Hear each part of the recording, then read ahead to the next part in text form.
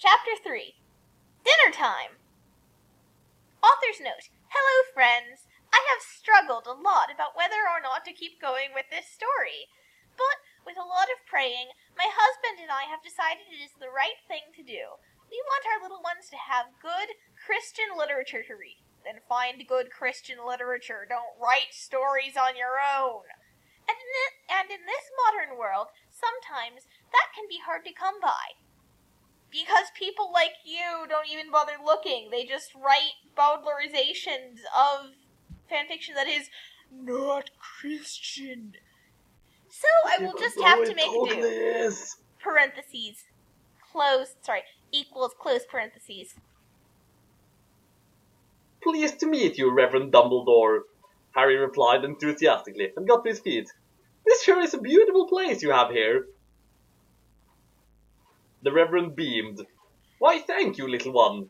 His voice had a distinctive southern twang to it that made Harry feel so safe and welcome. Oh, good. They're not one of those evil northerners from Boston. Indeed.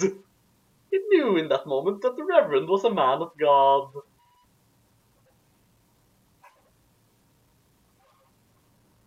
This poor little one was being raised in a terrible situation. He was being given brownies and being read to by his parents because they wanted him to be educated. And that wasn't part of the story, I just had to include that. Hagrid declared concernedly. Concernedly? I don't think that's a word. He was watched by a babysitter every second of the day. His aunt saw him as part of her perfect life package. Like the big house, the fancy career, the speedy car. Dumbledore shook his head sadly. Too bad no one told her.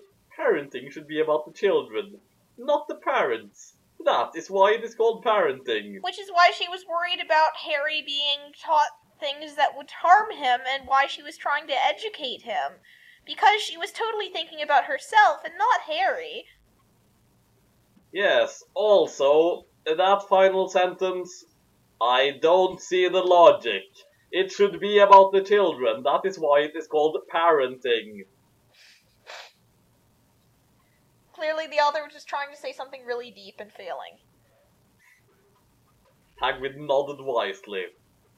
And it's also worth pointing out, everything said by Christians in this story is automatically wise, apparently. Yes.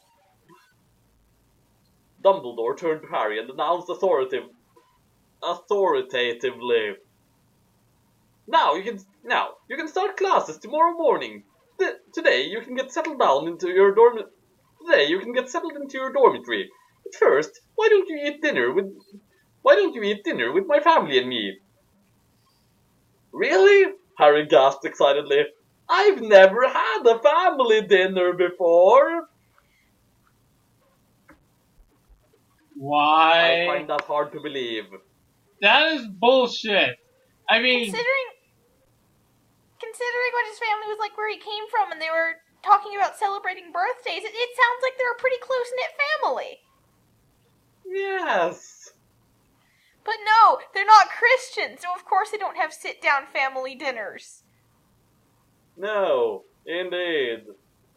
I cannot believe that, because since Vernon and Petunia just seemed like such calm people when the offer wasn't trying to be heavy-handed, I cannot believe they would never not have dinner with Harry.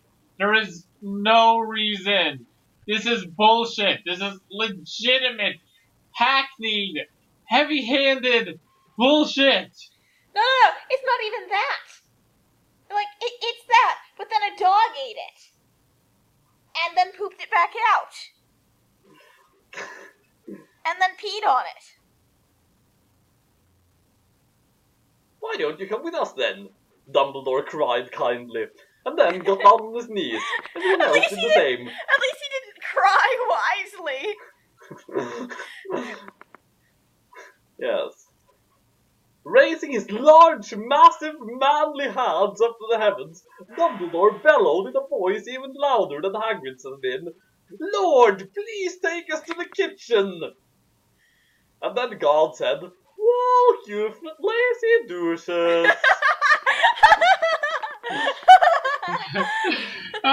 wish that God were in this fic. He was the best. Suddenly, they all found themselves in a tasteful, decorated kitchen. Wow! Harry shouted in awe. He was still getting used to the power of prayer. You mean Sometimes, apparating? You mean apparating from your knees? That's what they're doing. They're apparating from their knees. Yes. Sometimes we take the wonderful things the Lord gives us for granted, and it takes a newcomer to the fold for us to understand just how blessed we are. Are you kidding? If prayer, if every little thing you asked for in prayer was handed to you immediately, I don't think anyone would ever take that for granted. Because, I mean, you would have freaking everything. Which, by the way, would actually probably get taken for granted really fast because the world would get boring because you never have to try for anything. So, okay, yeah, maybe it would, but I mean, seriously, not taken for granted in that way. Not like, oh, that was a miracle. No, you wouldn't take the miracles for granted, you'd take life for granted. Anyway. Hagrid smiled knowingly. You missed that was amazing. Oh, that was amazing! Hagrid smiled knowingly. Gold is an amazing guy.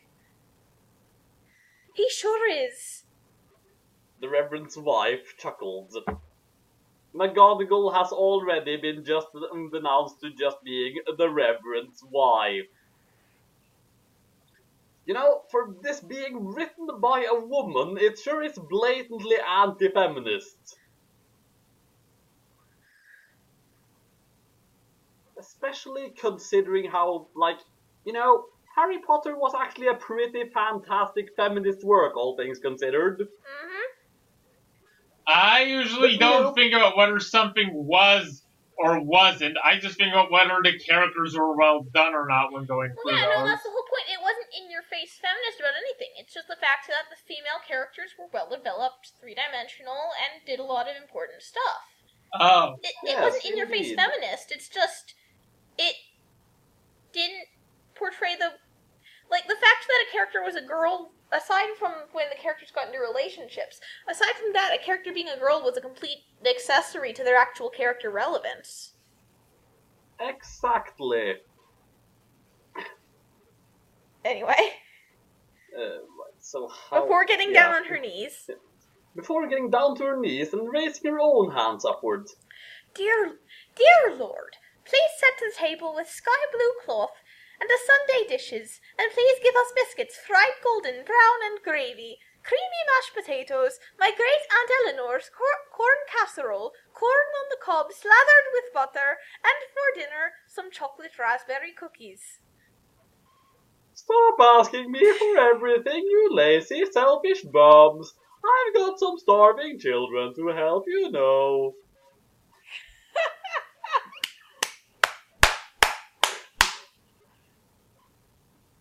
All of this. I love your God response to all this.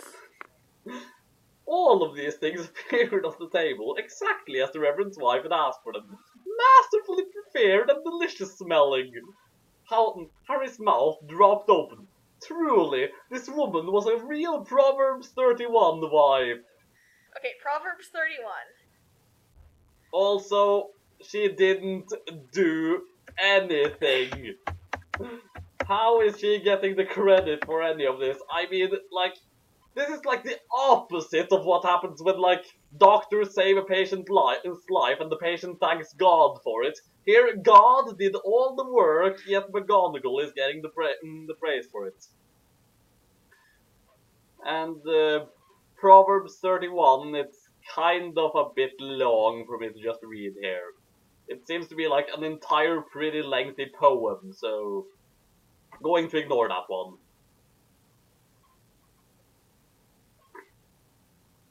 Hermione, the Reverend summoned loudly. Dinner time! Immediately, and with cheerful obedience, an 11-year-old girl in a pretty pink dress with a matching bow came running down the stairs. She ran over to her father and gave him the winning smile that daughters have. Oh my gosh! Who are you and what the hell have you done to Hermione? She's a trinket daughter! They were talking about how career wives have their perfect little package life. Well, you have your perfect little package life with your perfect little package daughter, who's perfect wearing pink because that's the most girly color, with bows in her hair. What? Welcome home, Daddy.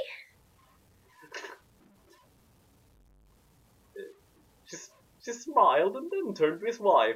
Can I help at all with dinner, Mommy? Because, of course, girls have to help with making the dinner, because it'll be their job someday. Oh, you have no idea. Or perhaps you do, because you've probably read the rest of this, but this story is so blatantly sexist, it's not even funny. It is all prepared. Thanks be to God.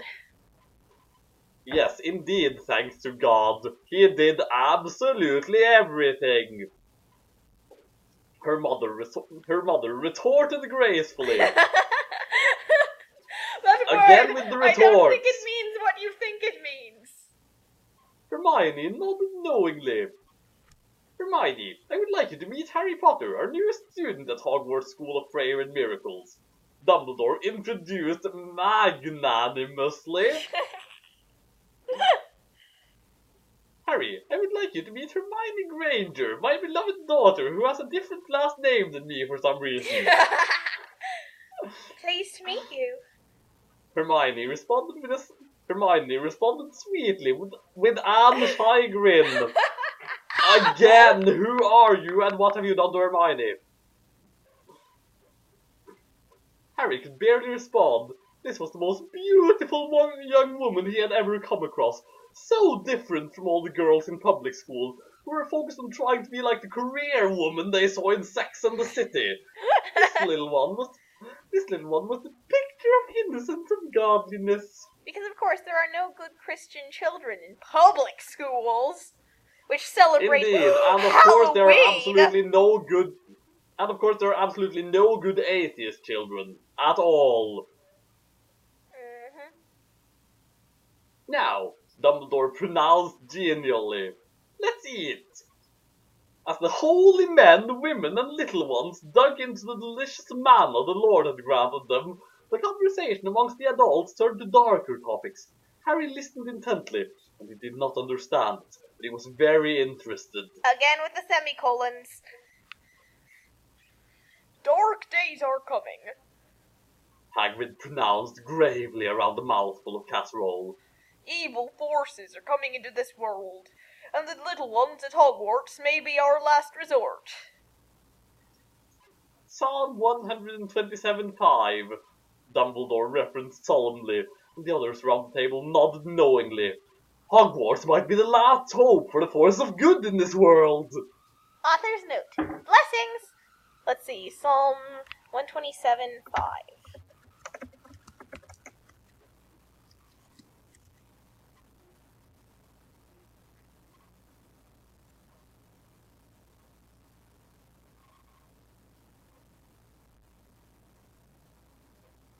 Blessed is the man whose quiver is full of them. They will not be put to shame when they contend with their opponents in court. Relevant? Well, actually, this page here, I'm actually going to save this site, Bible Hub, because this actually gives you the translations for various Bibles, as well as the context it appears in, its surrounding context. I actually like this. Like arrows in the hand of a warrior, so are the children of one's youth. How blessed is the man whose quiver is full of them. They will not be ashamed when they speak with their enemies in the gate.